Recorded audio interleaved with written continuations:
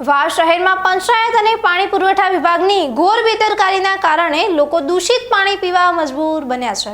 સ્થાનિકોની વારંવારની રજૂઆતો છતાં તંત્ર કાનમાં આંગળા નાખીને બેસી રહેતા લોકોમાં આક્રોશ વ્યાપી ગયો છે। વાવ શહેરના અનેક વિસ્તારોમાં છેલ્લા કેટલાક સમયથી પીવાના પાણીના નામે દૂષિત અને ગંદુ પાણી વિતરણ કરવામાં આવી રહ્યું છે। તંત્રની આ ગંભીર નિષ્કાળજીને ઉઘાડી પાડવા માટે અમારી ટીમે ગ્રાઉન્ડ ઝીરો પર પહોંચીને રિયાલિટી ચેક કર્યું હતું। આ રિયાલિટી ચેક દરમિયાન વાવ તાલુકા પંચાયતની પાછળ જ આવેલા વિસ્તારમાં તંત્રની અત્યંત ભયાનક લાપરવાહી સામે આવી છે। છેલ્લા 1 મહિના કરતાં વધુ સમયથી આ વિસ્તારના 35થી પણ વધારે ઘરોમાં અત્યંત દુર્ગંધ મારતું અને ગંદુ પાણી આવી રહ્યું છે। ઘરોમાં આવતું આ પાણી પીવું તો દૂર, વાપરવા લાયક પણ નથી, છતાં પણ લોકો આવું પાણી વાપરવા મજબૂર બન્યા છે। નળમાંથી આવતા ગંદા પાણીના કારણે સમગ્ર વિસ્તારમાં ડેન્ગ્યુ, મલેરિયા અને ઝાડા ઉલટી જેવા ભયાનક રોગચાળો ફાટી નીકળવાની પૂરેપૂરી ભીતિ સેવાઈ રહી છે। નાના બાળકો અને વૃદ્ધોના સ્વાસ્થ્ય સામે મોટું જોખમ ઊભું થયું છે। સ્થાનિક લોકોએ પંચાયતથી લઈને જવાબદાર અધિકારીઓ સુધી અનેકવાર લેખિત અને મૌખિક રજૂઆતો કરી છે, છતાં કોઈ જ સાંભળવા તૈયાર નથી। તંત્રની આ નિષ્ક્રિયતા અને બેદરકારીના કારણે વિસ્તારની મહિલાઓ અને રહીશો ભારે મુશ્કેલીનો સામનો કરી રહ્યા છે।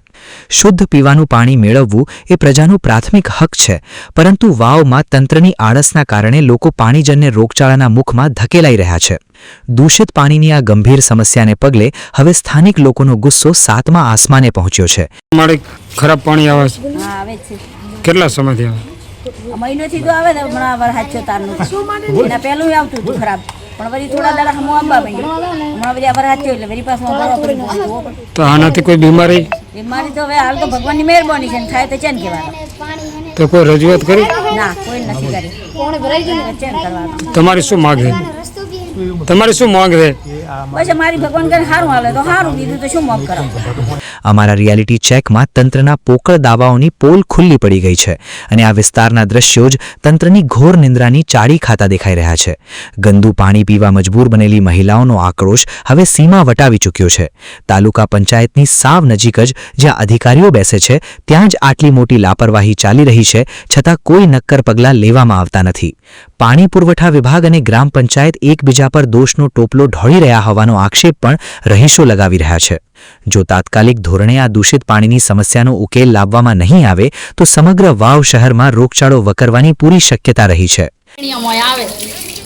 પછી તો મોટરમાં ફસાઈ જાય, મોટરમાં બળી જાય, પછી આગળ એટલી ગંદકી શેરીમાં, એટલી બીમારી થાય। કેટલા સમયથી આવે? અરે ચોમાસું બેઠો તો દુનો આમ પોણી ને કાયમી મારે રાડો એકલા મેણીએ આવે પાણી। આનાથી બીમારી થાય? હા, બીમારી થાય। કાલે રીત બાટલા ચડાઈ ચડાઈને આયા। તો આ બાબતે રજૂઆત કરી તમે? ના, કશું કોઈ છે રજૂઆત કરો, તમારે આવતો જ નથી। તમારે શું માંગ? અમારી માંગ કેમ કે અમને પોણી સારું આલે, આ થોડો સુધારોમાં રસ્તામાં કરે, કોઈ ગંદકી થઈ થોડી ગંદકી હટાવે, કોઈ ગટર લાઈન બીજી મેલે। તંત્રની આવી બેદરકારી ગરીબ અને સામાન્ય જનતાના આરોગ્ય સાથે ખુલ્લેઆમ ચેડા સમાન છે। ત્યારે હવે જોવાનું એ રહેશે કે ઊંઘતું તંત્ર ક્યારે જાગે છે અને આ 35 પરિવારોને શુદ્ધ પીવાનું પાણી ક્યારે પૂરું પાડે છે। હાજાજી રાજપૂત, BK ન્યૂઝ ચેનલ, વાવ, થરાદ।